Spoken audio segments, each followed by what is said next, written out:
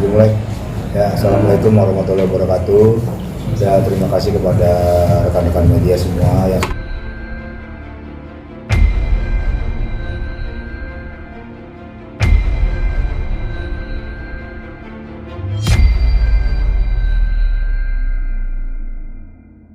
sudah bersedia ataupun berkenan hadir di konferensi pers terakhir kita ya. Ini adalah konferensi pers kami yang terakhir untuk menanggapi isu-isu ataupun fitnah-fitnah yang telah dilakukan oleh dari pihak Selebgram Kasih pernyataan yang sebelumnya. Jadi di sini kita akan menyampaikan seluruhnya dari sumber yang nyata dan sumber yang fakta. Kami juga akan memaparkan baik itu dari ex-timnya langsung. Jadi hari ini agenda kita adalah kita konferensi pers terakhir kalinya perihal permasalahan gaji ataupun bonus ex-tim yang belum diterima, yang menurut versi dari sana adalah semua sudah terselesaikan. Baru yang kedua di sini kami juga mengundang serta rekan kami Ibu Nurning Tias Widiawati sebagai salah satu kuasa hukum dari Bude PJ yang selama ini ataupun di konferensi pers mereka ada disebut-sebut namanya gitu. Jadi di sini kita mau mengklarifikasi semuanya untuk yang terakhir kalinya, baik dari pihak ex-tim maupun dari pihak Bude PJ-nya, sehingga masyarakat Indonesia itu bisa melihat langsung ya siapa Bude PJ ini dan apa yang sebenarnya terjadi gitu, sehingga fitnah-fitnah yang selama ini bergulir di masyarakat itu bisa dibantahkan seperti itu.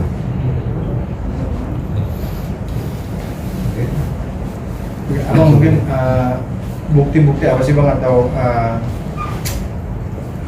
hal-hal baru apa nih yang akan ditunjukkan malam ini Bang untuk mungkin membantah pernyataan mereka sebelumnya Bang?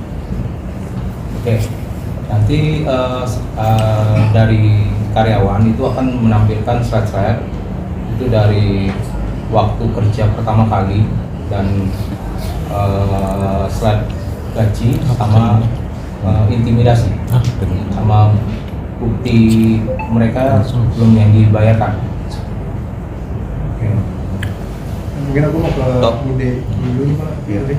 Ada lagi tuh yang mau tanya. Bude mungkin boleh cerita nggak sih Bude apa sih mungkin yang mendasari Bude untuk kemudian speak up dan membantu para teman-teman ini? Pertama aku lihat kan mereka ada posting-postingan tentang kondisi kerja mereka di Twitter. Aku kebetulan memang akunku itu sering sekali bahas hal-hal yang berhubungan dengan kemanusiaan lah. Kalau ada yang dijahatin tuh aku kayaknya nggak tega gitu. Tapi kali ini mungkin karena aku juga kerja di bidang HRD, jadi aku tahu standar-standar tenaga kerja mestinya seperti apa yang manusiawi. Terus aku lihat, aku cuma bantu repost aja awal-awalnya. Terus ada dari salah satu mereka mendekat ke aku melalui DM, bilang, "Udah bisa bantuin nggak?" Gitu. Terus aku bilang, "Mbak, kamu punya buktinya apa?" gitu. Karena kalau mau dibantuin juga harus jelas kan. Udah, terus aku dikasih ada semua buktinya, aku lihat buktinya, aku bilang, ya udah aku usahain, aku bantuin supaya bisa hubungi Kementerian Tenaga Kerja. Karena kebetulan aku memang pernah bantu juga postingan yang serupa untuk perusahaan lain dan itu berhasil mediasi juga dari kementerian. Itu sih pada dasarnya aku memang empati aja melihat adik-adik ini. Kalau mengingat sebelumnya ada sejenis kita katakan intervensi lah ya Bude, kayak didatangi segala macam. Nah, sampai malam hari ini Bude datang ke Indonesia lalu didampingi juga kuasa hukum, apakah memang Bude juga mengalami hal serupa? Enggak. Okay. Aku nggak ada yang intimidasi. Bude, mungkin ada tuduhan dari pihak sana kalau Bude ini satu pansos, terus kedua ada urusan persaingan bisnis. Mungkin bisa dijelaskan Bude? Iya, kemarin sempat dibahas sama dia. Mungkin kalau mas-mas ada yang lihat akun saya itu, saya nggak jualan apapun di akun saya bukan selebgram, saya orang kantoran, saya nggak tinggal di Indonesia juga. Jadi kalau ada tuduhan kayak gitu tuh benar-benar itu nggak benar gitu. Kalau dibilang pansos, ya kalau saya punya akun yang cukup besar, saya pikir itu bisa jadi platform untuk bersuara. Tapi kalau pansos juga saya bingung mau pansos sama siapa gitu kan, kehidupan sehari-hari saya aja nggak di sini gitu kan. Ya itu sih intinya, saya agak kaget aja ketika saya mau bantu adik-adik ini, tapi kok malah jadi saya ikut diserang gitu. Yang pertama kali membuat Bude akhirnya yaudah deh gue bantu gitu, itu apa sih Bude setelah mendengar cerita-cerita mereka atau gimana?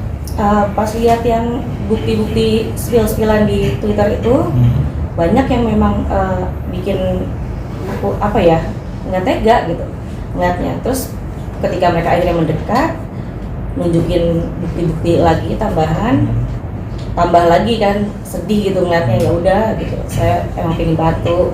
Maksudnya dalam arti kata yang disepil di Twitter itu dengan bukti yang ditunjukkan sama mereka, apakah lebih buruk yang ditunjukkan sama mereka? Kalau yang menurut saya sih pas saya udah lihat semua bukti-bukti lengkapnya, lebih buruk lagi yang mereka memang simpan dari luar gitu. Oke, Bude, ini kan tuduhannya boleh dikatakan agak lumayan serius ya untuk sekelas Bude yang dituding sebagai pansos, terus ada urusan persaingan bisnis. Nah, mungkin ada upaya hukumnya nanti dari Bude sendiri menyerahkannya seperti apa? Saya Karena ini serahkan menyangkut semua nama baik juga ya. ke Mbak Nuning aja untuk bicara sebagai perwakilan. Jadi di sini saya sampaikan, saya selaku kuasa hukum dari Bude. Pertama, Bude ini kan niatnya membantu gitu kan. Dari ex karyawan selebgram Tasi ada sekitar 7 orang. Dari 7 orang ini ada beberapa yang waktu itu nge-DM Bude, ya kan, nge-DM untuk minta tolong, minta bantuan supaya istilahnya yang menjadi hak mereka ini bisa terpenuhi. Nah, dari situ, dari bentuk empati Bude bikin di Twitter menyampaikan bahwa supaya dari Kementerian Ketenagakerjaan ada untuk membantu untuk mediasi kekeluargaan supaya antara ex karyawan sama selebgram Tasi ini ada diselesaikan secara kekeluargaan. Tapi ternyata bukan seperti yang diinginkan Bude, tapi ternyata justru Bude ini diserang gitu kan sama pihak Tasi. Nah, itu yang perlu saya sampaikan di sini, bahwa juga harusnya Tasi ini sebagai influencer harusnya kan memberi contoh yang baik ke masyarakat umum.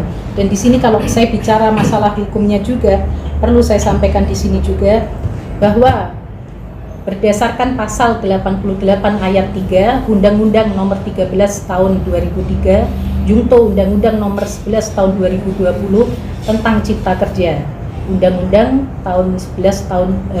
Undang-Undang Nomor 11 Tahun 2020 dan Peraturan Pemerintah Nomor 36 Tahun 2021 dalam kurung PP 36 Tahun 2021, kebijakan pengupahan meliputi 1. Upah minimum, 2. Struktur dan skala upah, 3. Upah kerja lembur, 4. Upah tidak masuk kerja dan atau tidak melakukan pekerjaan karena alasan tertentu, 5. Bentuk dan cara pembayaran upah, 6. Hal-hal yang dapat diperhitungkan dengan upah, 7. Upaya sebagai dasar perhitungan atau pembayaran hak dan kewajiban lainnya.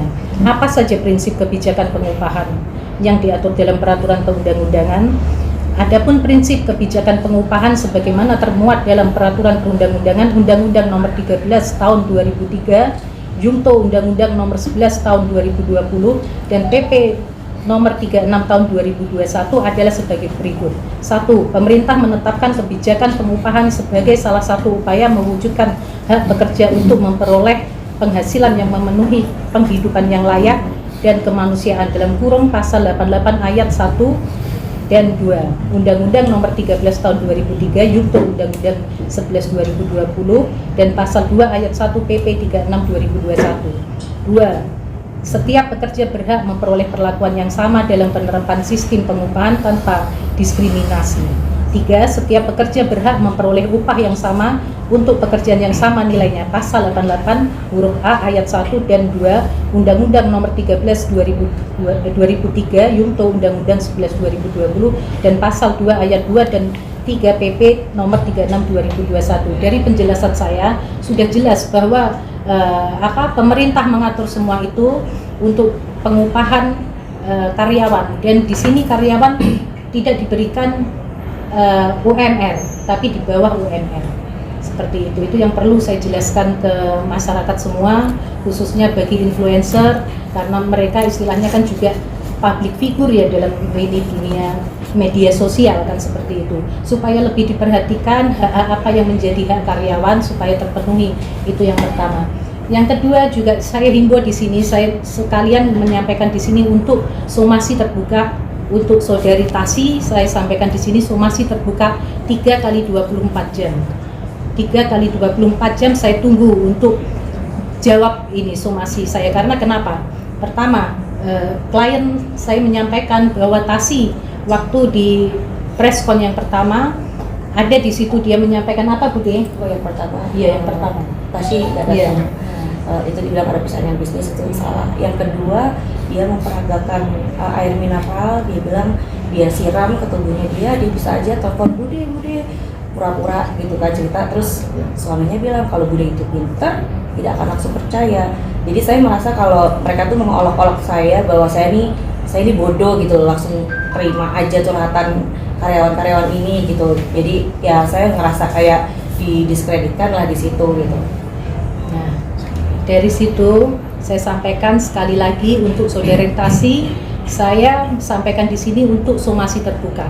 Silahkan menghubungin saya selaku kuasa hukum Bude untuk menyelesaikan ini semua, karena negara kita kan juga negara hukum, nggak bisa juga seperti itu. Niat Bude baik, Bude berempati, Bude ada rasa kemanusiaan, bukan jangan malah menyerang Bude kan gitu. Itu yang perlu saya sampaikan di sini. Terima kasih. Dari somasi ini apa sih yang diinginkan? Permintaan maaf kah? Atau Iya, mungkin lebih ke arah permintaan maaf aja, menarik aja kata-kata tuduhannya kalau aku tuh pansos gitu kan, ada niat-niat tertentu, karena pure semuanya ini untuk adik-adik ini aja, bukan masalah saya nggak punya masalah sama Tasya. tapi Bude ketika memutuskan untuk membantu adik-adik ini sudah cross check apakah hal itu memang benar adanya yang mereka alami atau aku nanya dulu semua bukti-buktinya, tunjukin dulu, jadi aku dikasih akses untuk bukti-bukti, baru aku yakin bahwa memang benar apa yang aku baca di Twitter itu cuma baru sekilas aja gitu. Nah sebenarnya lebih parah kalau menurut aku.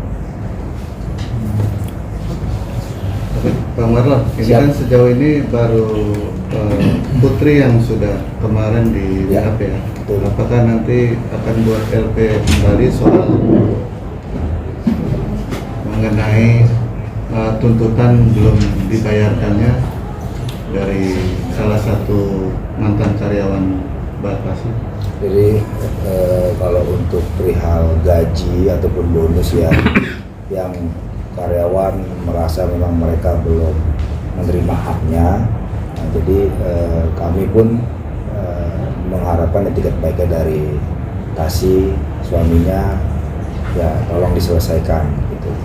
Karena kemarin mereka kan mengatakan semua sudah selesai, tapi faktanya hari ini kami membawa karyawannya yang akan menyampaikan gaji apa yang belum dibayarkan atau bonus apa yang belum dibayarkan, seperti itu. Apabila memang mereka tetap bersikeras dan merasa sudah tidak ada masalah, ya kami pun akan mengambil langkah hukum, bisa melaporkan ini ke Kementerian Tenaga Kerja. Langkah hukum kami seperti itu.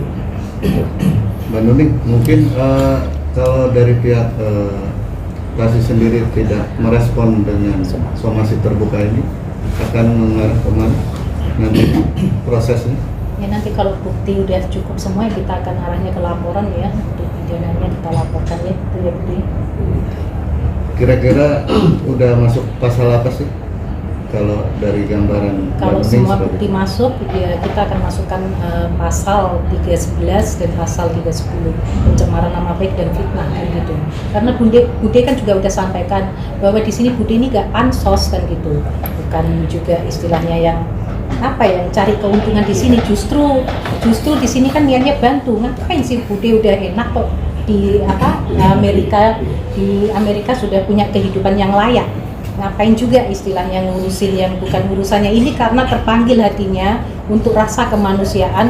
Maka dari itu Bude di sini benar-benar memperjuangkan apa yang menjadi hak para karyawan ini gitu.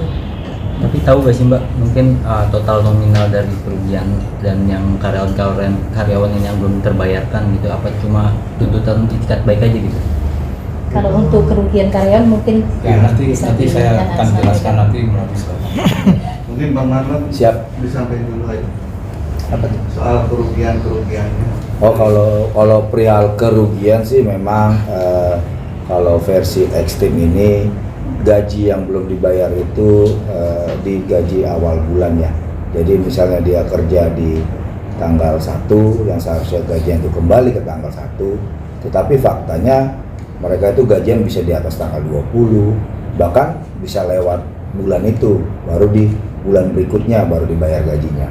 Terus ada bonus yang memang secara lisan mereka janjikan, bonus akhir tahun itu juga tidak diberikan, seperti itu. Jadi memang ini semua perjanjian mereka ini, kontrak kerja mereka itu hanya secara lisan semuanya.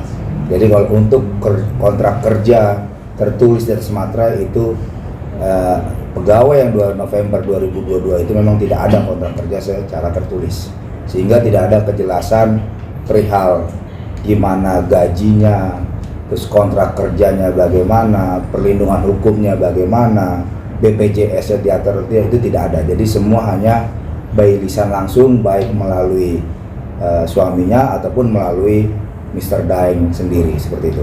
Bang Marlon, Ya. total untuk karyawan yang bareng sama Putri ini berapa sih Mbak? Kalau boleh tahu ya? Kalau di angkatan mereka November 2022 itu ada 11 orang. 11 orang. Ya. Oke, kita bicara ngacu dengan RUU Ketenagakerjaan Bang ya? Betul. Nah, kenapa tidak mencoba untuk melaporkan ke Kemenaker terlebih dahulu sebelum melaporkan ke pihak kepolisian Bang? Jadi yang kami laporkan ke pihak kepolisian ini bukannya kami tidak menerima gaji, tapi adalah perbuatan dari tim manajemen ini adalah menyuruh orang ke rumah. Iya, betul. Itu kan soal Ya. soal dugaan pengancaman Bang ya? Betul. Nah, terkait dugaan pelanggaran ketenagakerjaan itu sendiri kan sebenarnya ada pelanggaran Bang, karena si Syekh sendiri sempat mengakui bahwa mereka menggaji memang di bawah UMR, ya kan, Ya. karena tidak memiliki pengalaman bahasanya. Betul. Bahasa dari Sama saya gitu. katanya perusahaan ini baru Ya, startup. betul. Nah, Ya. apakah tidak melaporkan juga ke ketenagakerjaan Bang? Karena secara undang-undang ketenagakerjaan itu juga bisa kena Bang. Ya, jadi untuk langkah awal memang ini kan pertama memang udah viral ya, viral dibantu dengan oleh saudara kita Bude. Nah, di situ juga secara nggak langsung kita laporkan kok ke kementerian ya Bude ya. Iya, jadi Bude PJ pun langkah selanjutnya. Nah, setelah ini viral ini pun, nah itulah mereka mulai coba mendekati karyawan ini satu persatu dengan mendatangi satu-satu dengan cara-cara yang kemarin itulah kami laporkan. Jadi kalau untuk perihal kementerian pun sebelum kita membuat laporan ke kepolisian itu kami sudah sangat berterima kasih sudah dibantu oleh Bude yang langsung melaporkan hal tersebut ke Kementerian Tenaga Kerja gitu. Ada diduga pelanggaran di bidang tenaga kerja. Berarti sudah melaporkan Bang ya? Sudah. Kemenaker ya? Kemenaker, betul. Untuk Putri sendiri Bukan Putri. Bukan Putri. Oh, itu bukan Putri ya? Bukan. Ya, terkait mantan karyawan lah Bang. Iya. Terkait mantan karyawan, pengancaman itu masih ada nggak sih Bang? Kalau Pengancaman untuk itu. saat ini untuk 3 orang ya, karena kan yang mereka datang itu 3 orang. Iya. Putri, Siva sama Andin ya. Adin itu sudah tidak ada sih. Adin sudah tidak ada. Sudah tidak ada. Sudah tidak ada pengancaman, semua sudah tidak ada. Itu. Nah Bang, ada dugaan jika ada orang di belakang ini Bang. Ya. Dugaannya seperti itu kan? Ya. Bahwa ada dugaan masih dari keluarganya TS sendiri. Betul. Yang mengojok-ojokkan kasus ini Betul. up ke atas. Itu Betul. bagaimana Bang? Ya kalau itu sih pendapat saya itu sah-sah saja ya. Dia mau berkicau seperti apa sah-sah aja. Sampai kemarin kuasa hukumnya membandingkan antara tukang somai sama tukang bakso kalau nggak salah. Ya itu sah-sah saja. Nah, ya kan pernah itu kan kemarin diibaratkan. Nah, sampai di sini pun Bude pun merasa tertuduh gitu kan. Karena ya satu persaingan bisnis, persaingan di bidang medsos ya itu sih sah-sah. Sekarang tinggal bisa nggak sih mereka itu membuktikan omongannya gitu loh. Lu ngomong ya lu harus buktiin gitu loh. Kalau emang ada siapa di belakang kita ini gitu, iya. Dalam hukum kan di sana juga ada kuasa hukumnya. Beliau juga mengatakan siapa yang mendalilkan dia membuktikan. Nah sekarang buktikan, ini kami udah buktikan, ini Bude udah hadir, dia udah ngomong langsung gitu loh. Jadi kita juga nggak sembarang nuduh orang gitu. Terlepas dia menuduh ini ada urusannya sama kakak kembarnya ya silakan saja gitu. Jangan nanti malah memperkeruh masalah, menambah masalah dan menambah musuh gitu. Ini baru kami nanti jangan sampai saudara kembarnya tersinggung pun nanti angkat bicara juga gitu. Jadi udahlah, nggak usah fitnah yang belum ada juntrungannya gitu, belum ada kejelasannya. Jadi kita tetap terfokus aja. Satu, kalau memang menuduh ada siapa di belakang kami, ya silakan buktikan gitu aja. Bude sendiri selama memperjuangkan para mantan karyawan TASI sendiri, ada nggak sih dapat teror juga seperti mereka ini? Akunnya dilepas. Kalau teror kayak mau mengancam kekerasan mungkin enggak, tapi aku itu banyak didatengin akun-akun yang nggak dikenal, ngata-ngatain, maki-maki, nuduh segala macem. Tapi ya udah, aku sih nggak terlalu dipusingin gitu, karena memang biasalah. Kadang kan kalau ada entah artis atau selebgram mungkin fansnya mereka nggak terima gitu kan, ya aku nggak terlalu musingin gitu. Yang paling parah apa Bu? Ini sih karena mereka kan tahu juga aku punya akun personal yang memang di follow untuk keluarga sendiri. Kebetulan memang dibuka secara publik, aku posting anak-anakku. Mereka ngomongnya sih setengahnya gak takut nanti karma ke anak-anakmu, kan kamu punya anak perempuan juga. Sebenarnya aku agak gak nyaman sih ada kata-kata kayak gitu. Cuma aku pikir ya udah, resikonya memang kalau mau ngebantuin ada ini ya harus semua efek samping dari itu ya harus aku terima juga. Bude, kabarnya pernah medsos sendiri, medsosnya sempat kena hack, itu bisa dijelaskan benar apa enggak Bude? Iya, abis kemarin mereka press con yang kedua kalau nggak salah, itu aku sempat akun yang Bude, aku nggak bisa masuk sama sekali.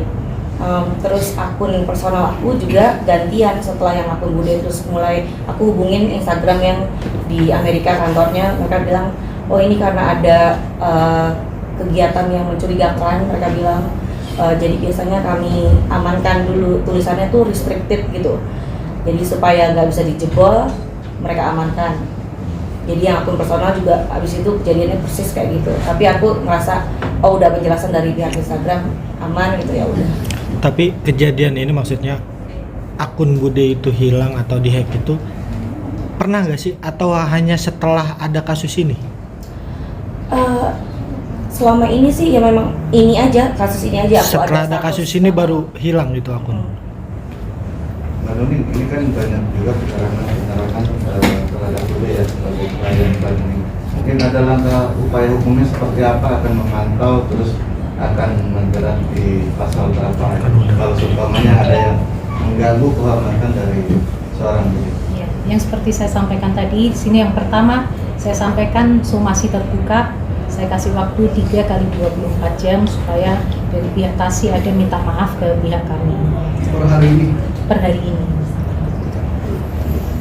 Dan bisa membuktikan tuduhannya, kan di situ kan TASI kan istilahnya nyampaikan nuduh Bude ini apa ya, bilangnya caper, ibu-ibu caper, terus pansos, terus belum tahu masalah ini tapi kok istilahnya udah sok tahu kan gitu. Terus dari situ kan kelihatan kalau Bude ini pinter. Nah, kata pinter itu kan konotasi, berarti kan itu lawan kata dari pinter kan gitu. Yang mau dia sampaikan seperti itu kan sebenarnya. Nah, supaya dari pihak TASI bisa jelasin kenapa kok bisa sampai keluar ucapan seperti itu. Itu yang pertama untuk saya sampaikan somasi terbuka di sini. Yang kedua, kalau sampai somasi terbuka kita tidak ditanggepin 3 kali 24 jam, kami akan lakukan upaya hukum. Kami akan laporkan ini untuk apa? Supaya apa yang Bude istilahnya dirugikan Bude ini merasa dirugikan, supaya nanti kita sampaikan, kita laporkan untuk pidananya seperti itu. Dan kita pun juga bisa gugat perdata juga kalau kita tempuh upaya hukum itu baik pidana maupun perdata.